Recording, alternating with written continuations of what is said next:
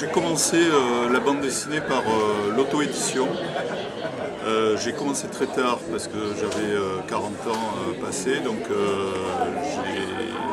j'avais pas envie trop de faire une démarche vers les éditeurs.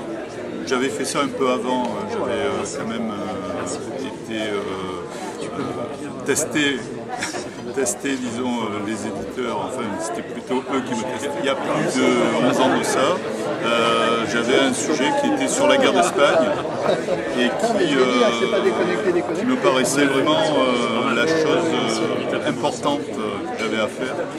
Donc c'était Hermon, une première version que j'ai auto-éditée, et ensuite j'ai rencontré, par le biais de cette auto-édition, j'ai rencontré la boîte à bulles.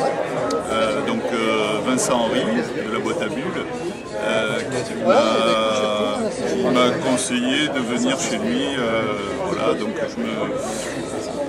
on a fait une espèce de coédition entre la boîte à bulles et Libre d'Images, qui est ma petite maisonnette d'édition.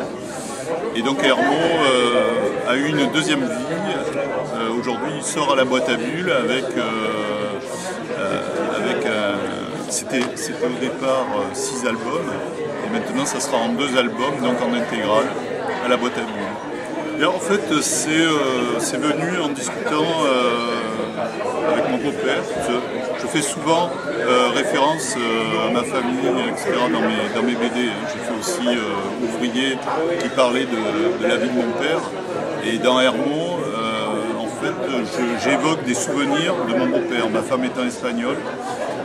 Donc lui, il a été, à 17 ans, il s'est engagé dans une colonne d'anarchistes pour aller de Barcelone jusqu'à Saragosse et essayer de délivrer Saragosse. Voilà, ça c'était en 1936. Donc quand moi j'ai connu mon beau-père et qu'il m'a raconté ces anecdotes, j'ai pas forcément tout noté à l'époque. Et puis c'est après sa mort que j'ai eu envie de lui rendre hommage, surtout par rapport à mes enfants, que j'avais envie de transmettre quelque chose.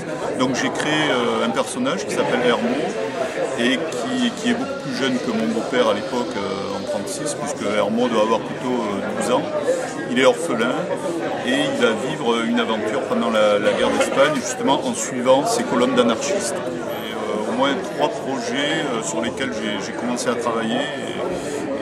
Donc j'ai notamment le projet d'un bouquin qui devrait sortir en septembre et qui va s'appeler Une journée à refaire le monde, et qui sera en fait la rencontre de 2 anarchistes à Paris en 1927.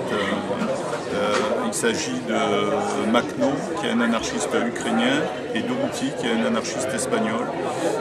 Voilà, il y aura 2 albums, le premier est presque fini. Voilà, pas un lecteur assidu.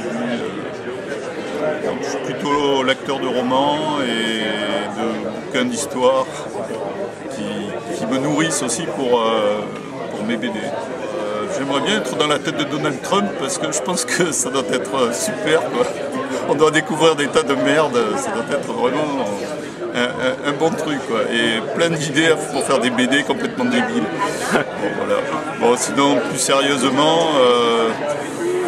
si on peut revenir dans le passé, ben, j'aimerais bien être dans la tête de Dorouti, par exemple, ou de Makhno, mes 2 personnages donc, de ma future BD, qui ont été des personnes très importantes dans l'histoire et qui malheureusement sont un peu inconnues.